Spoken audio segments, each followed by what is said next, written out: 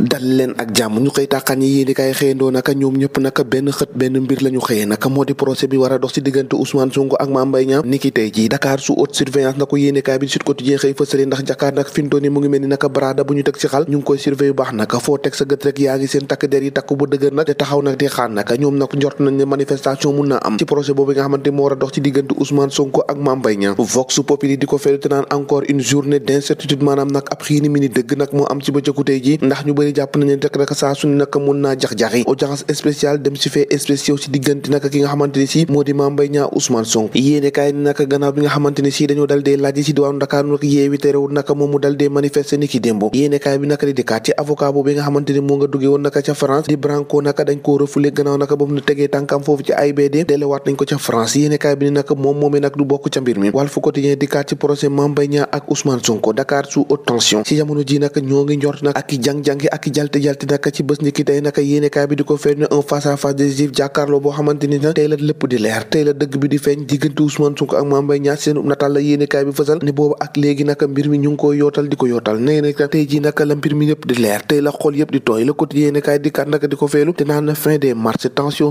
sociopolitique yéene kaay bi di ko tàqat ñi point par point nee na les leaders de Yewwi Askan ni ki démb dañu na gazé laataa ñu leen a dégagé ni ki démb yéene kaay bi naka ci xëtam bu njëkk ne manifestation ni ki démb naka foofee ci avenue Cheikh Anta Diop naka dafa dal dee avorté maanaam la ca gaay bëggoon amuñu takk der yi naka ñoo leen ko tere ñoom takk der yi yoon ni ki tey ji naka ñoom daanaka fooy xël rek ñàkk nañu Dakar bu mu ne tàngat naka ndax bëgg ñu tey ji naka Dakar benn jafe-jafe dal di ci am banquier commerce ñoom ñëpp naka tel dina wàccee rido naka tey ji kenn xëyut naka dóoru yi nag maanaam moto yi dañu la tere nag ab circulation ni ki tey ji cey di dëkk léegi ko yéene kaay xëy duppee ko ni naka bésub dëgg jaa ngi nii naka accord entre juge ak les avocats tey daf la lépp leer ci diggante Ousmane Sonko ak Mame Mbaye Niang Yewwi Askan Wi naka ni ki démb naka yéene kaay bi di surtout ani dañoo disparaître maanaam may la ñu def kenn gisul leen nag nataal ba naka fës na ci Ousmane Sonko Déthié Fall Khalifa Sall ak ñooñu seeni ñooñ naka daanaka ni ki démb kenn gisul leen peur sur la vie de Dakar la ko yéene kaay bi tuddee naan jour de procès Sonko ak Mame Mbaye Niang yéene kaay bi ne tey la lépp di leer loolee nag tax na ba banque yu bëri daal dee tëj naka kenn naruta liggéey ni ki tey ji ndax tiit nañu naka manifestant yi daal seen kaw l'observateur naka dikkaat ci mbir mooy procès contre Mame Mbaye Niang Sonko nee na Sonko le scénario du pire naka ndax booy xool certificat médical bi nga xamante ni si appréciation du juge la mu ca wax naka yéene kaay bi xëy na koo fësal les risques d'un jugement par défaut réputé